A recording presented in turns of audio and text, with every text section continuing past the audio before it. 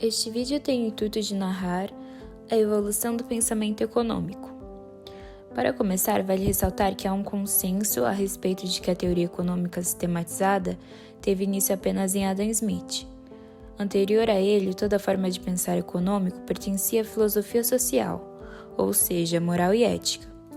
Portanto, os pensamentos eram inteiramente sustentados nos princípios da ética, justiça e igualdade. Como base havia Aristóteles, em seus conceitos de troca, e São Tomás de Aquino, condenando os juros e a usura.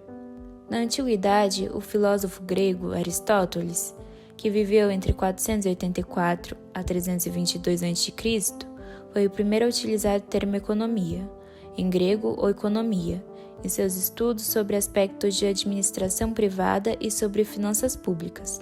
Também foram encontradas considerações da ordem econômica no trabalho de Platão, que viveu entre 427 a 347 a.C.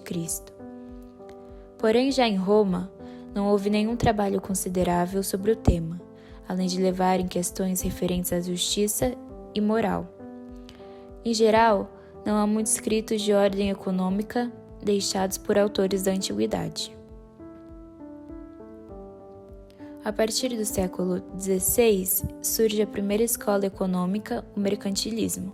Apesar de não representar um conjunto homogêneo, esse sistema tem como principais ideias o metalismo, que se resume ao acúmulo de metais como principal fonte de renda e poder de uma nação, os primeiros estudos e relatos mais elaborados sobre a moeda, o protecionismo alfandegário, ou seja, a alta taxação de produtos importados para fomentar os produtos nacionais, o absolutismo como forma de governo e o colonialismo, ou seja, a exploração de países que se tornaram colônias e forneciam matéria-prima a baixo custo para as metrópoles, países colonizadores, para venderem por um preço mais alto e assim acumularem mais riquezas.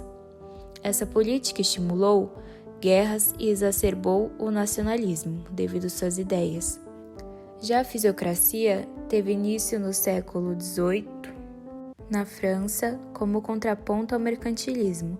Suas principais ideias eram a terra, fonte de riqueza e forma de multiplicá-la, as leis naturais que diziam que o universo era regido por tais leis absolutas e imutáveis de ordem divina, quase como um precursor da mão invisível de Adam Smith, e um Estado que não intervisse na economia, além de defenderem que só deveriam ser taxados os proprietários das terras.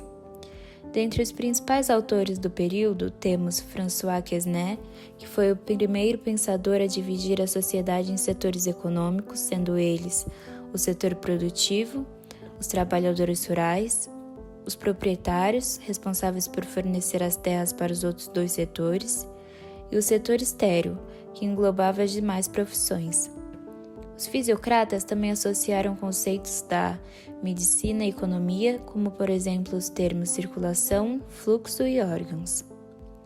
Agora entramos nos autores clássicos. Foram eles que iniciaram o estudo da economia como conhecemos hoje. Sem esses autores, provavelmente estaríamos muito mais atrasados nos dias de hoje. Vamos começar analisando as ideias do professor Adam Smith, que no século XVIII foi o precursor da teoria econômica, e com um método científico sistematizado e corpo teórico próprio, analisou o cenário industrial da época e escreveu sua principal obra, A Riqueza das Nações, que se baseava em argumentos como a livre iniciativa e a defesa do mercado como regulador da economia. Dentre suas principais ideias, temos a teoria da mão invisível, como uma ordem natural que, caso se deixasse atuar a livre concorrência, supostamente seria responsável por levar a sociedade à perfeição. Um Estado liberal, pequeno, com pouco poder e que não intervisse na economia de forma alguma. A primeira, teoria do valor-trabalho, que considerava o trabalho como a única forma real de se medir o valor das coisas, porém, em sua obra, também atribuiu o valor ao salário pago ao trabalhador, criando assim uma redundância, posteriormente corrigida por Ricardo. A divisão do trabalho, que dizia que o trabalho deveria ser dividido em etapas para melhorar a eficiência e, portanto, a produtividade. Por exemplo, a fábrica de alfinetes. E por fim, a teoria da vantagem absoluta, que explicava que caso uma nação tenha vantagem na produção de uma mercadoria X, ou seja, possua uma vantagem absoluta sobre X, então deveria focar em sua produção e as demais nações deveriam focar na importação de tal mercadoria. Posteriormente, encontra-se David Ricardo, economista britânico do começo do século XIX, teve como base as ideias de valor e mercado de Smith. Dentre seus principais estudos temos a ideia econômica estacionária, que explicava como o acúmulo de capital, junto ao aumento populacional, que leva ao aumento da procura por terra, inflacionaria a renda da terra, ou seja, o preço da terra impactando diretamente nos lucros relacionados à mesma. Uma análise na teoria do valor-trabalho de Smith, onde inclui o trabalho transferido das máquinas, equipamentos, edificações e etc., ao valor da mercadoria, chamado de trabalho passado. Além disso, exclui a influência direta do maior ou menor salário pago ao trabalhador no valor da mercadoria. Assim, corrigindo a redundância de Smith em sua teoria do valor. E, enfim, a vantagem comparativa, um aperfeiçoamento da vantagem absoluta de Smith, que diz que mesmo uma nação possuindo vantagem na produção de todos os bens, neste caso X e Y, ainda assim pode ser benéfico à comercialização com outras nações, pois dessa forma, analisando os custos de oportunidade, cada nação poderia focar na produção de apenas uma das duas mercadorias, aumentando ainda mais sua vantagem. Agora uma breve análise do utilitarista John Stuart Mill. Ainda no século XIX, aprimorou o pensamento e obra de seus antecessores. Foi um grande pensador do utilitarismo e é considerado o principal filósofo de língua inglesa da história. Foi um grande defensor do liberalismo econômico com a obra On Liberty, defendendo a liberdade de escolha individual. Defendeu o direito das mulheres, inclusive levantando uma petição estendendo o sufrágio, voto às mulheres. Suas principais ideias foram estudos do utilitarismo, que dizia que a felicidade e bem-estar são as únicas coisas realmente desejadas, ou seja, tudo que se faz é um meio de buscar a felicidade como fim, além de ter como certo e errado, ético ou antiético aquilo que traz ou não felicidade. Também era um grande defensor do liberal socialismo. Defendia a concepção liberal de Estado, incorporada a alguns princípios socialistas pré-marxistas, como distribuição de riqueza e fim de privilégios e desigualdades sociais. Menos importante, temos o economista Jean-Baptiste Say. Ele viveu entre 1768 e 1832 e se dedicou a ampliar as obras de Smith.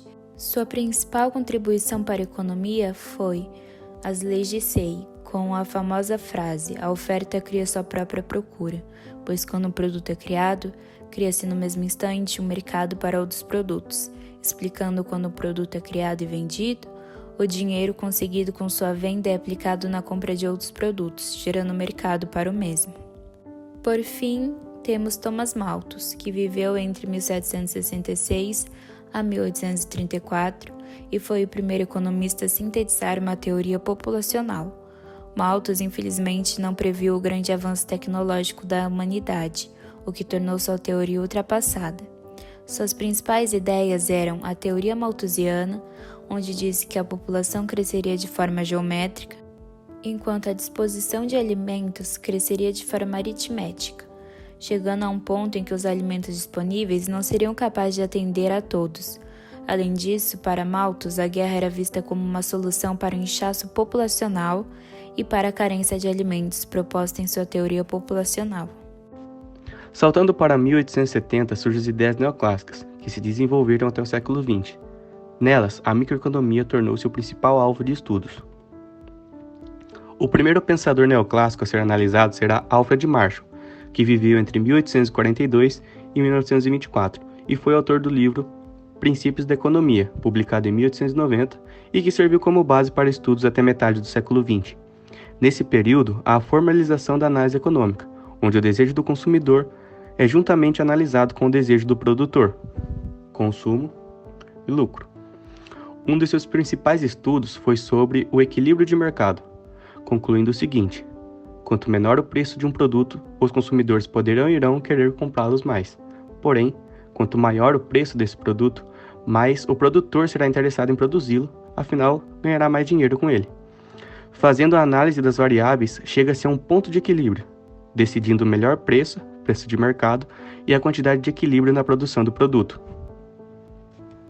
Anos à frente, temos John Maynard Keynes, que, como o nome diz, deu início ao keynesianismo, com a publicação de sua obra revolucionária para o âmbito da economia, A Teoria Geral do Emprego, dos Juros e da Moeda, em 1936. Keynes viveu durante o contexto da Grande Depressão de 1930, época em que a economia dos países capitalistas se encontrava em estado crítico e as taxas de desemprego eram enormes. As suas principais contribuições foram a sua teoria geral, que buscava tirar o mundo da recessão, apontando que as teorias vigentes no momento não seriam capazes de tal trabalho. Estudos sobre a taxa de emprego e desemprego, explicando que o emprego é influenciado pelo nível de produção nacional, determinado pela demanda agregada ou efetiva. Ou seja, essa demanda vai impactar no nível de produção, que por sua vez vai impactar no volume de emprego. Quanto mais produção, mais emprego. Também propunha que o Estado deveria intervir na economia sim, porém apenas quando necessário. Afinal, para Keynes, não existem forças naturais responsáveis por ajustar o mercado. Portanto, vê-se necessária a intervenção através de política de gastos públicos, como construções de estradas, pontes e obras públicas na intenção de gerar emprego. Nesse período, a teoria econômica teve um desenvolvimento expressivo, ganhando modelos por meio do instrumental, da estatística e da matemática, o que ajudou a formalizar a ciência econômica. Até hoje, há discussões sobre sua teoria, que deu origem a 3 grupos de pensadores, sendo eles os monetaristas, da Universidade de Chicago, como Milton Friedman, que defendia o controle da moeda pelo governo a fim de resolver as situações de crise, os fiscalistas James Tobin e Paul Anthony Samuelson, que defende o controle e fiscalização da receita e dos gastos estatais, e também os pós-keynesianos, que procuram enfatizar a importância da especulação financeira e defende a presença ativa do Estado na economia, como John Robinson, Hyman Minsky e Paul Davidson. Já no período recente, a teoria econômica vem sofrendo grandes transformações.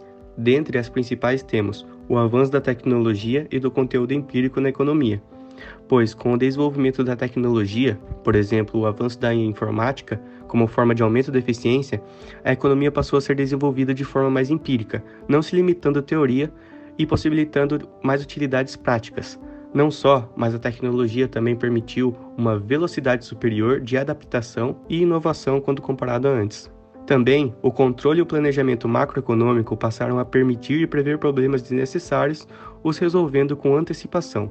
Agora, os estudos também passaram a englobar quase todos os aspectos da vida humana e seus impactos no bem-estar. E por fim, o caminhar da teoria econômica em outras direções, como as técnicas econométricas, conceitos de equilíbrio de mercado e hipóteses sobre o comportamento dos agentes econômicos, revolucionou a economia. Essa revolução também adentrou os mercados financeiros com os recentes mercados futuros e derivativos, como o mercado do dólar e de índices. Por fim, dentre os críticos e as abordagens alternativas, temos em destaque os marxistas Karl Marx e os institucionalistas, que possuem como expoentes os americanos Thorstein Veblen e o John Kenneth Galbraith. Ambas as escolas criticam a abordagem mais pragmática da ciência econômica, e o marxismo acaba por trazer uma nova forma de se analisar o mundo, o materialismo histórico dialético, onde os estudos devem se relacionar com os fatos históricos e sociais, pois, para Marx, sem essa leitura de fatores há uma visão distorcida da realidade. Falando dos marxistas, vamos analisar suas principais ideias. Há discussões proletariado versus burguesia.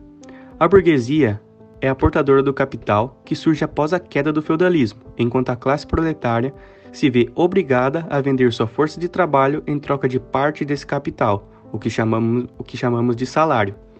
O conceito de mais-valia se resume à diferença entre o valor das mercadorias produzidas e o valor da força de trabalho vendida para sua produção.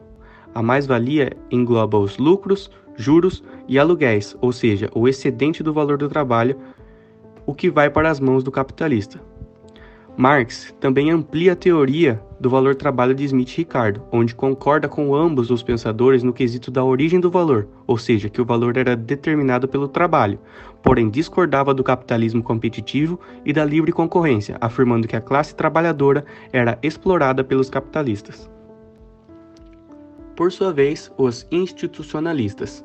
Eles criticam o fato de as teorias econômicas não incorporarem as análises de instituições sociais, por isso são denominados institucionalistas.